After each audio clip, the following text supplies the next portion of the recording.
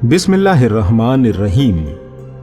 हजरत हूद अलैहिस्सलाम आद कबीला से हैं। इसी कबीले को आद औला कहा गया है और आद सानिया हजरत सालेह अलैहिस्सलाम की कौम को कहा जाता है, जो कौम समूद के नाम से ज्यादा मशहूर है। हजरत नूह अलैहिस्सलाम की औलाद में से एक शख्स का नाम आद था। उसकी तरफ मंसूब होने वाली कौम को आद कहा गया है। आद का नसब ये है, आद बिन औस बिन इरम बिन साम बिन नूह। हजरत हूद अलैहिस्सलाम का नसब है, हूद बिन अब्दुल्लाह बिन रिबाह बिन खुलूद बिन आद है। इसी वजह से अल्लाह ताला का फरमान है, हमने कौम आद की तरफ उनके हम कौम हूद को भेजा। हजरत हूद अलैहिस्सलाम नूह अलैहिस्सलाम से 800 साल बाद तशरीफ लाए और 464 साल इस दुनिया में जाहिरी हयात में रहे और फिर इस दुनिया फानी से रहलत फरमाई और हयात जावेदानी हासिल की। हजरत हूद अलैहिस्सलाम ने अपनी कौम को तबलीग फरमाई और उनसे कहा, ऐ मेरी कौम, अल्लाह की बंदगी करो, उसके सिवा तुम्हारा कोई माबूद नहीं। नाज़रीन, आप अलैहिस्सलाम ने फरमाया, क्या तुम्हें डर नहीं? यानी आपने उनके डरने को बईद समझा और गोया ये कहा कि तुम डरते ही नहीं हो। हजरत नूह अलैहिस्सलाम की कौम को अजाब दिया जा चुका है, जिसका तुम्हें इल्म है। अगर तुम्हें कुछ अल्लाह ताला के अजाब का डर और खौफ होता तो जरूर तुम अल्लाह ताला पर ईमान ले आते। कहा, ऐ मेरी कौम, अल्लाह की इबादत करो। ऐ मेरी कौम, मैं इस पर तुमसे कोई उजरत नहीं मांगता, मेरा अज्र तो उसी के जिम्मे है जिसने मुझे पैदा किया है। तो क्या तुम्हें अक्ल नहीं? और मेरी कौम, अपने रब से माफी चाहो कि उसकी तरफ रुजू करो, तुम पर जोर की बारिश बरसाएगा, इससे ज्यादा देगा, और जुर्म करते हुए रूगर्दानी ना करो। हजरत हूद अलैहिस्सलाम ने 3 शख्सों को अपनी कौम के पास भेजा कि तुम उन्हें समझाओ। वो 3 शख्स थे, कील बिन अश्र, नुएम बिन हजाल और मुदस्सर बिन साद। ये हकीकत में आप पर ईमान लाए हुए थे, लेकिन अपनी कौम से ईमान को छुपाया हुआ था। इन तीनों को भेजने का मकसद यही था कि कौम उन्हें अपना समझकर उनकी बात मानेगी और सोचेंगे कि ये हमारे अपने ही लोग हैं, हमें नसीहत कर रहे हैं, तो यकीनन इसमें भलाई होगी। लेकिन उनकी कौम सोचती और समझती ही नहीं थी। दोस्तों, कौम आद को अपनी ताकत पर बड़ा नाज था। वो ये कहते थे कि हमसे बढ़कर कोई ताकतवर नहीं हो सकता। वो जो आद थे, उन्होंने जमीन में नाहक तकब्बुर किया और बोले, हमसे ज्यादा किसका जोर है। और उन्होंने ना जाना कि अल्लाह जिसने उन्हें बनाया उनसे ज्यादा कवी है और हमारी आयतों का इनकार करते थे। कौम आद में छोटे कद 90 फीट और बड़े कद 150 फीट थे। इसी वजह से अपने जिस्मों और ताकत के घमंड में ये कहते थे कि हमसे कोई ताकतवर नहीं। हम पहाड़ से बड़े बड़े पत्थर चट्टाने उठाकर एक जगह से दूसरी जगह ले जाते हैं। अगर अजाब हमारे सामने आ गया तो हम उसे अपने हाथों से रोक लेंगे। अल्लाह ताला ने फरमाया, तुम अपनी ताकत पर नाज करते हो, कभी मेरी ताकत को भी तसव्वुर में लाया करो। मेरी ताकत के मुकाबले किसी को कोई मजाल नहीं। हजरत हूद अलैहिस्सलाम ने कौम को समझाया कि तुम्हारे तौर तरीके ऐसे हैं कि तुम ये समझते हो कि तुमको हमेशा दुनिया में रहना है, हालांकि दुनिया फानी है। इसमें हमेशा के लिए दिल न लगाओ और मजबूत महल चुनते हो इस उम्मीद पर कि तुम हमेशा रहोगे। दोस्तों, इसका एक मायना यह भी है कि तुम जमीन में जमा करने के लिए हौज बनाते हो और जब किसी को पकड़ते हो तो बड़ी बेदर्दी से पकड़ते हो। दोस्तों, जब वो किसी को पकड़ते थे तो उसे कोड़े मारते और तलवार से जर्ब लगाते और जालिमों को उन पर मुसल्लत करते, जिन्हें कुछ रहम ना आता और अदब सिखाने का इरादा भी नहीं होता था और अच्छे अंजाम की तरफ नजर भी नहीं होती थी।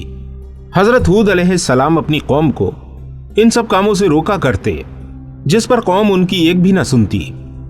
दोस्तों, अंबिया इकराम को उनकी कौमों ने गुमराह और बेवकूफ कहा, लेकिन उन्होंने इसका जवाब इस तरह नहीं दिया, बल्कि तहम्मुल मिजाजी से और हुस्न अखलाक से उन्हें राह रास्त पर लाने की कोशिश की। क्योंकि अंबिया इकराम की शान के लायक ही ये है कि वो बेहुदा बातों का जवाब उसी तरह ना दें। हालांकि जितना बुरा किसी शख्स को कहा जाए उतना जवाब देना जायज होता है, लेकिन अंबिया इकराम की शान बहुत बुलंद होती है। उनका हर कलाम उनकी शान के लायक होता है। हजरत हूद अलैहिस्सलाम ने कौम को सीधी राह पर लाने की हर तरह कोशिश की, लेकिन कौम ने हमेशा कजरवी की। कौम ने कहा, اے ہود علیہ السلام، تم کوئی دلیل لے کر ہمارے پاس نہ آئے، اور ہم خالی تمہارے کہنے سے اپنی حرکتوں کو چھوڑنے والے نہیں ہیں، نہ تمہاری بات پر یقین لانے والے ہیں۔ ناظرین اکرام، حضرت ہود علیہ السلام کا یہ بہت بڑا معجزہ ہے کہ ایک شخص بہت بڑی قوم کا مقابلہ کر رہا ہے، ان سے کہہ رہا ہے کہ تم تمام مل کر میری عداوت میں کوئی کسر باقی نہ چھوڑو، مجھے نقصان پہنچانے میں اپنی پوری کوشش کر لو، مجھے کوئی مہلت نہ دو، مجھے تمہارا کوئی خوف اور خطرہ نہیں، مجھے تو اپنے رب پر پورا بھروسہ ہے، وہی میرا محافظ ہے، وہی مجھے بچانے والا ہے، ساری مخلوق اسی کے قبضہ قدرت میں ہے، کسی کو ذات باری سے مقابلہ کرنے کی کوئی طاقت نہیں۔ جب حضرت ہود علیہ السلام نے اپنی قوم کو سیدھی راہ پر لانے کی پوری کوشش کر لی، لیکن قوم نے ان کی ایک نہ سنی، تو آپ نے کہا، اے میری قوم، اب اللہ تعالیٰ کے عذاب کا انتظار کرو، پھر اگر تم منہ پھیرو تو میں تمہیں پہنچا چکا جو تمہاری طرف دے کر بھیجا گیا، اور میرا رب تمہاری جگہ اوروں کو لے آئے گا، اور تم اس کا کچھ نہ بگاڑ سکو گے، بے شک میرا رب ہر شے پر نگہبان ہے۔ دوستوں، آپ علیہ السلام نے فرمایا، میں نے اللہ تعالیٰ کے پیغامات تم تک پہنچا دیے ہیں، تمہیں کامیابی کا راستہ بتا دیا، لیکن تم نے اپنی ضد نہ چھوڑی اور تم اپنی حرکتوں پر قائم رہے۔ اللہ پاک کا عذاب آنے والا ہے جو تمہیں تباہ اور برباد کر دے گا۔ اگر تم چاہو کہ اس کے عذاب کا مقابلہ کرو تو تم ایسا کبھی نہیں کر سکتے، لیکن تم اس کا کچھ نہ بگاڑ سکو گے، اور اس کی بادشاہت میں کوئی فرق نہیں آئے گا، اس لیے کہ وہ قدرت کا مالک ہے۔ تمہاری جگہ وہ نئی مخلوق پیدا فرما دے گا جو اس کی اطاعت کرے گی اور اس کے حکم کی بجا آوری میں کوئی کمی نہیں ہونے دے گی۔ بے شک مجھے تم پر ڈر ہے ایک بڑے دن کے عذاب کا، یعنی دنیا میں بھی تم پر شدید عذاب آئے گا اور آخرت میں تم شدید عذاب میں گرفتار ہوگے، اس لیے کہ جس طرح رب کی نعمتوں کا شکریہ ادا کرنا نعمتوں کی زیادتی کا سبب بنتا ہے، اسی طرح اللہ کی نعمتوں کا کفران شدید عذاب کا ذریعہ ہے۔ جیسا کہ اللہ تعالیٰ نے ارشاد فرمایا ہے، اگر تم نے شکریہ ادا کیا تو میں تمہیں اور نعمتیں دوں گا، اور اگر ناشکری کرو گے تو میرا عذاب سخت ہے۔ دوستوں، حضرت ہود علیہ السلام کی قوم نے کہا، ہمیں تمہارے عذاب کے خوف دلانے کی کوئی فکر نہیں، ہم تمہارے وعظ سے نصیحت حاصل کرنے والے نہیں، تم بھی پہلے نبیوں کی طرح ہمیں عذاب سے ڈرا رہے ہو۔ ناظرین اکرام، وہ ایک عجیب قوم تھی۔ جب انہوں نے آسمان میں عذاب کے بادل دیکھے تو وہ اس کو بھی رحمت سمجھ رہے تھے، جیسا کہ اللہ تعالیٰ نے ارشاد فرمایا ہے، پھر جب انہوں نے عذاب کو دیکھا بادل کی طرح آسمان کے کنارے پھیلا ہوا، ان کی وادیوں کی طرف آتا، بولے یہ بادل ہے کہ ہم پر برسے گا، بلکہ یہ وہ ہے جس کی تم جلدی کرتے تھے، ایک آندھی ہے جس میں دردناک عذاب ہر چیز کو تباہ کر ڈالتی ہے، اپنے رب کے حکم سے تو صبح رہ گئے کہ نظر نہ آتے تھے مگر ان کے سونے کے مکان، ہم ایسی ہی سزا دیتے ہیں مجرموں کو۔ ناظرین اکرام، قوم عاد پر حضرت ہود علیہ السلام کی تکذیب کی وجہ سے 3 سال تک بارش کو روک دیا گیا تھا، اس لیے جب قوم پر عذاب آنے کا وقت آ گیا تب اللہ تعالیٰ نے کالے بادلوں کو چلایا جو ان کی وادیوں سے ظاہر ہوئے۔ عام طور پر ایسے بادلوں کو بارش برسنے والا سمجھا جاتا ہے۔